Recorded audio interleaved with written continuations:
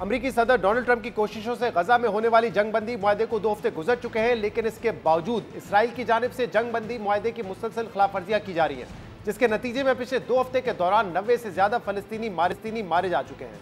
और बात सिर्फ यहां तक महदूद नहीं है, बल्कि इसराइली पार्लियामेंट अमेरिका की मुखालफत के बावजूद मगरबी किनारे को इसराइल में जम करने की भी कोशिश कर रही है। इसी हवाले से बुध को इसराइली पार्लियामेंट में मगरबी किनारे पर इसराइली खुद मुख्तारी कायम करने के लिए इब्तदाई बिल की मंजूरी दी गई थी, जिसकी अमरीकी सदर, नायब सदर और वजीर खारजा ने सख्त मुखालफत की थी।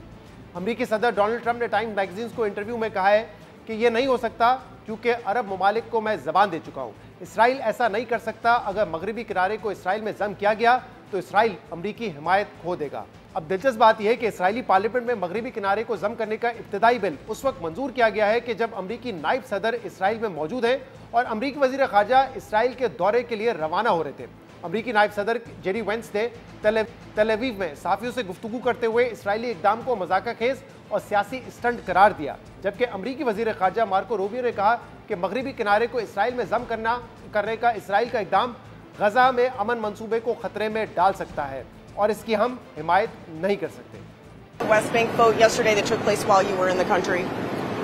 Oh yeah, that was weird. That was weird. I was sort of confused by that. When I asked about it, somebody told me that it was a political stunt, that it had no practical significance. It was purely symbolic. I mean, look, if it was a political stunt, it was a very stupid political stunt, and I personally take some insult to it. The West Bank is not going to be annexed by Israel. The policy of the Trump administration is that the West Bank will not be annexed by Israel. That will continue to be our policy. That's a vote in the Knesset, but obviously I think the president's made clear that's not something we'd be supportive of right now, and we think it's even threatening to the peace deal. So they're a democracy, they're going to have their votes, people are going to take these positions, but at this time it's something that we think it might be counterproductive. इसके अलावा Pakistan, Saudi अरब और दीगर मुस्लिम ममालिक ने भी एक मुश्तरका बयान में इसराइली पार्लियामेंट की मगरबी किनारे पर कब्जे की कोशिश की शदीद मजम्मत की है। यानी अमेरिका की कोशिशों के बावजूद गजा में अमन का मुस्तकबिल खतरे में है। जबकि दूसरी तरफ अमेरिकी सदर डोनाल्ड ट्रंप की रूस और यूक्रेन जंग रुकवाने के दावों और कोशिश में नाकामी पर भी सवालात उठ रहे हैं, जिसके बाद अब सदर ट्रंप ने रूस पर तेल की फरोख्त से मुतल्लिक सख्त पाबंदियां आयद कर दी हैं। 2 दिन पहले अमेरिकी सदर ने रूसी सदर व्लादिमीर पुतिन की जंगबंदी में गैर संजीदगी की वजह बताते हुए रूस की 2 सबसे बड़ी ऑयल कंपनीज लुकोइल और रोसनेफ्ट पर पाबंदी आयद करने का ऐलान किया था। रूसी सदर पुतिन ने इन पाबंदियों को गैर दोस्ताना इकदाम करार देते हुए कहा कि ये पाबंदियां नौयत की हैं, लेकिन हमारी मईशत पर इन पाबंदियों के संगीन असरात नहीं होंगे।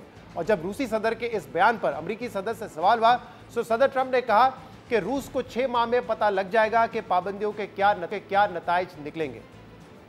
President Putin basically said today that Russia is immune from U.S. sanctions. He said that it would not impact the Russian economy in any serious way. Is he wrong? I'm glad he feels that way. That's good. I'll let you know about it in 6 months from now. Okay, let's see how it all works out.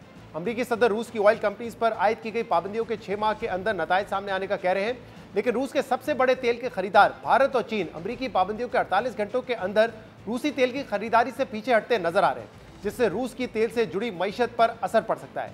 बरतानवी खबरसां इदारे Reuters के मुताबिक अमेरिकी पाबंदियों के बाद चीन की सरकारी तेल कंपनियों ने रूसी तेल की खरीदारी आर्जी तौर पर रोक दी है। खबर के मुताबिक भारत की रिफाइनरीज भी रूस से तेल की दरामद में बड़ी कमी करने जा रही है। रॉयटर्स ने जराये का हवाला देते हुए लिखा है कि फिलहाल चीन की 4 सरकारी कंपनीज पेट्रो चाइना, साइनोपेक, CNOOC और जेनवा ऑयल अमेरिकी पाबंदियों की वजह से रूसी तेल की खरीदारी नहीं करेंगी। जराये के मुताबिक इम्कान यह है कि भारत और चीन अब मशरिक़ वस्ता, अफ्रीका और लातीनी अमेरिका से तेल खरीदने की तरफ रुजू करेंगे।